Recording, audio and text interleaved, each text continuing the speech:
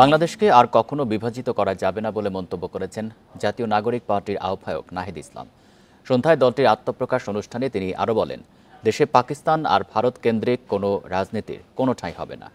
এর আগে জাতীয় নাগরিক পার্টির 151 সদস্যের কমিটির নাম ঘোষণা করেন সদস্য সচিব আখতার হোসেন।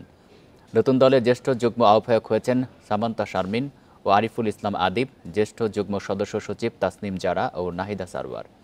দক্ষিণাঞ্চলে মুখ্য সংগঠক হন হাসনাত আবদুল্লাহ, উত্তরাঞ্চলের সার্জিস আলম। হাসনাত আবদুল্লাহ বলেন, সরকারে কে যাবে সে সিদ্ধান্ত নেবে দেশের জনগণ, বাইরের কেউ এটা ঠিক করে দেবে না বলে মন্তব্য করেন তিনি। অনুষ্ঠানে যোগ দেন বিভিন্ন রাজনৈতিক দলের নেতারাও। রাজধানীর মানিক মিয়া এফি নিয়ে সকাল থেকেই নতুন দলের আত্মপ্রকাশ অনুষ্ঠানে যোগ দিতে রাজধানী ও ঢাকার বাইরে থেকে জড়ো হয়েছে ছাত্র জনতা। মিছিল আর স্লোগানে মুখর হয়ে ওঠে পুরো এলাকা।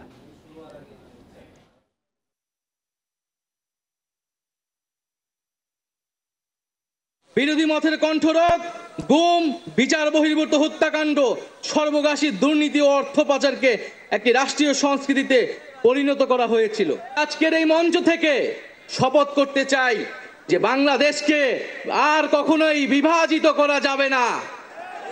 বাংলাদেশে ভারতপন্থী, পাকিস্তানপন্থী কোনো রাজনৈতিক ঠাঁই হবে না।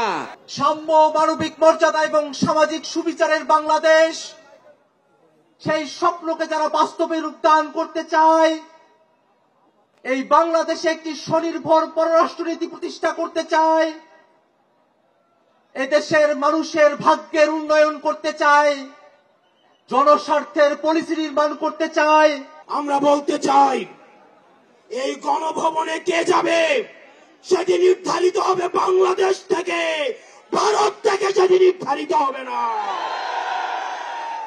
আমরা স্পষ্ট করে বলতে চাই, এই সংসদে কে যাবে সেটি নির্ধারণ করবে বাংলাদেশের খেটে খাওয়া জনতা। আমাদের যে কোনো একটি বিষয়ে পক্ষে বিপক্ষে কথা থাকবে, যুক্তি তর্ক থাকবে, কিন্তু দিন শেষে যেটা দেশের জন্য, দেশের মানুষের জন্য মঙ্গলকর, আমরা সবাই যেন সেটাতে ঐক্যবদ্ধ হতে পারি।